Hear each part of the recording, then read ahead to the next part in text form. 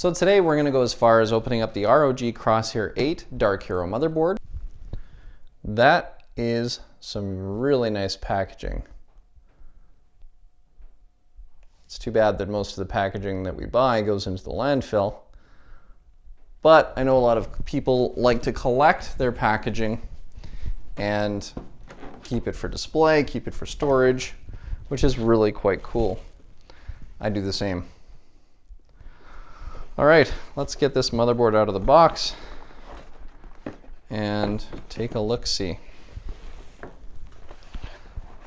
That is definitely a very good looking motherboard. So let's get that motherboard out of its container and see what else came in the box as well.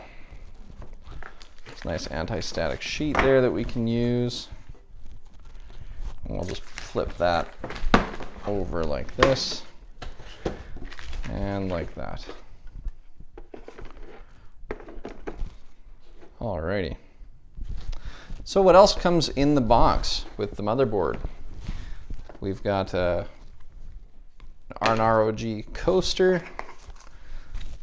Crosshair 8 series chipset drivers, which realistically you can go download those off the internet. Got some ROG stickers for people who love stickers and plastering stickers all over their computer. And of course you've got your ROG Dark Hair user guide, which if you're like me and you've been obsessing over this motherboard since it was announced, you've probably already gone through this user guide online. Let's see what else came in the box. We've also got your Wi-Fi antenna. That's a relatively large antenna, a little shark fin for the back of your computer case. You've got your ASUS little header for your front panel connectors, so that it makes it easier to connect. Okay, so we've got some addressable RGB extension cables, and we've got some standard RGB extension cables. We've got a total of 4 SATA connectors. That's actually pretty generous. Most motherboard manufacturers only send 1 or 2. Some don't send any at all.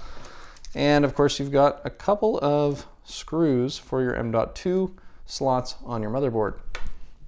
The coaster is kind of cool. It's kind of the ROG logo and kind of a bit of a high-tech theme going there. That's kind of interesting. And your M.2 screws are actually kind of a silver in color. I've seen a lot of different brass ones come with other motherboards. So that's all the contents. All right, so the first thing I'm going to do is put my M.2 drives and install those. And to do that, I'm just going to use a quick powered screwdriver. This thing has no torque at all, so there's no risk of damaging electronics. It's actually designed for electronics. All right, so let's go ahead and get these M.2 slots out of here. Just disconnect these. And we'll go ahead and install our first M.2 drive on the motherboard.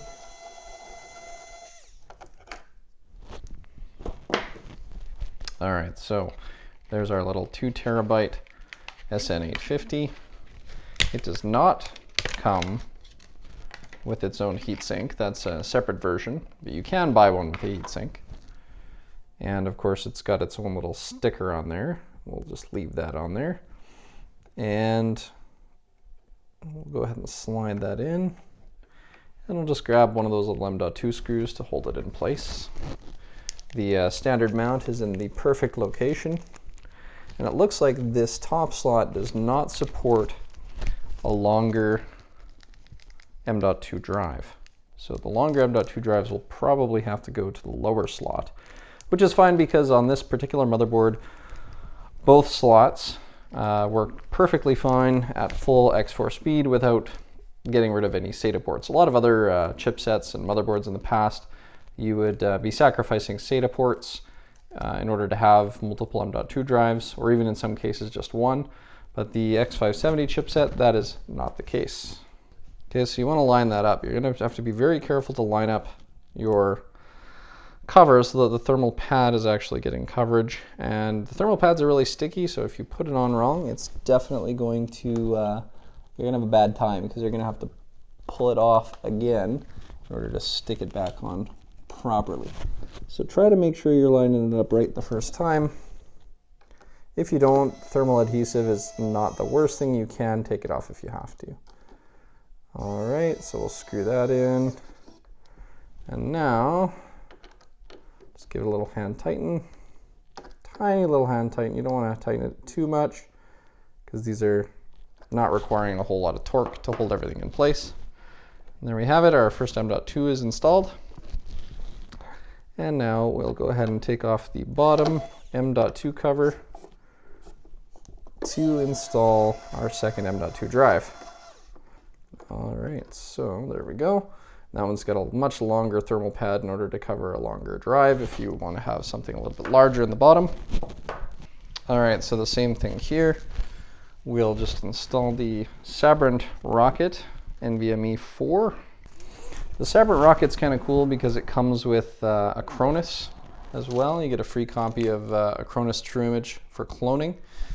So that's kind of nice if you're upgrading to a solid state drive and you want to be able to clone your disks.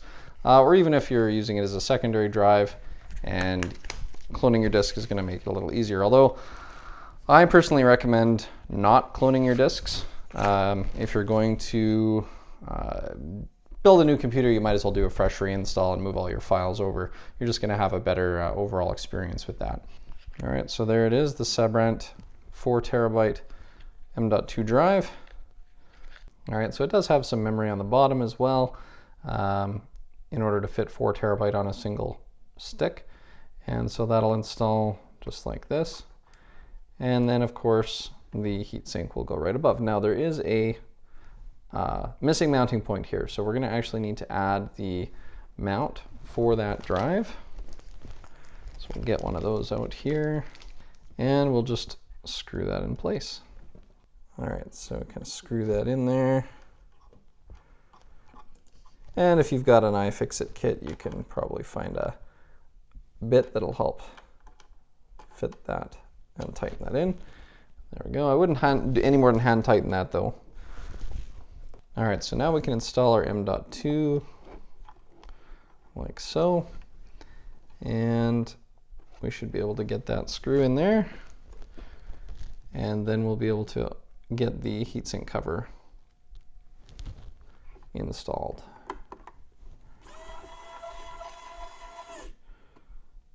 All right, there we go.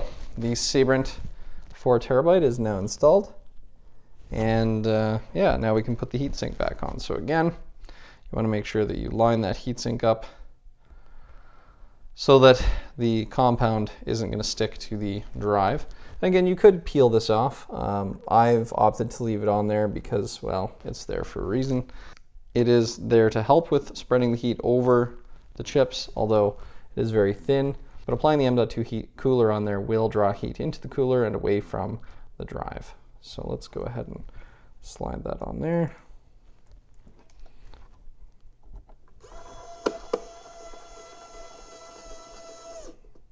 Perfect. Looking good, looking good. One of the problems that I've run into in the past with high capacity RAM kits that come with 4 sticks instead of 2 is boot up issues. So I've done a number of builds with the Dark Hero. I've done a number of builds with other motherboards as well, where putting in all 4 sticks into the slots causes the motherboard to not want to power up the first time. You just get a black screen and it gets kind of hung up on your memory tests. So one of my recommendations when you're putting together your build and you're going to power it up the first time, instead of using all 4 sticks, use either 1 or 2. If 2 doesn't work, try 1. And that's just to make sure the system can go through all of its memory training and analyzing all the hardware that's plugged in without having an issue. So if you do run into a problem with a black screen when you're powering up for the first time on your new build, definitely try pulling out all but 1 stick of RAM just to make sure that everything is working. All right, so what we're going to do is we're going to go ahead and install the Ryzen 3600 XT first. Again, the reason we're doing that is we're going to confirm that all the hardware is working, functioning, and can boot into an OS before we go ahead and start working on putting in and installing the Motherboard Mono-block cooler. One of the primary reasons we're doing that is because the Mono-block requires the removal of the heat sinks. And so I don't want to do that and void the warranty until I've confirmed that the motherboard, all of its ports, and RAM support are fully functional. All right, so installing the CPU is pretty simple and straightforward. There's a little bit of an arrow that points onto one corner, and that lines up with the little dot on the CPU. And so you just very carefully align the CPU with the socket, and it'll just drop right in. And I like to give it a little wiggle just to make sure it's in there good. And then go ahead and lock down the arm. So that CPU is now firmly installed in the socket. The only thing I wish is that the socket was rotated. I'd like to see the Ryzen lined up and down. It's kind of a picky OCD thing, but it is something that I would have preferred nonetheless. Now, of course, I'm already getting fingerprints all over, but this is just going to be a test CPU. And so what we'll do is we'll install the AMD Ryzen Spire cooler. All right, so for this motherboard, you're going to want to install, if you're doing just one stick like I am right now, you're going to want to install it in the B2 slot. That is the second slot from the CPU, and that is what is recommended by ASUS. So that is what we shall do. Always follow your manual when it comes to how you're installing your RAM. Different generations of RAM needed to be installed different ways. You used to install it in the first slot, then people said the farthest away slot, then it was the second and the third slot, or the first and the third, or the second and the fourth. So it rotates, it changes.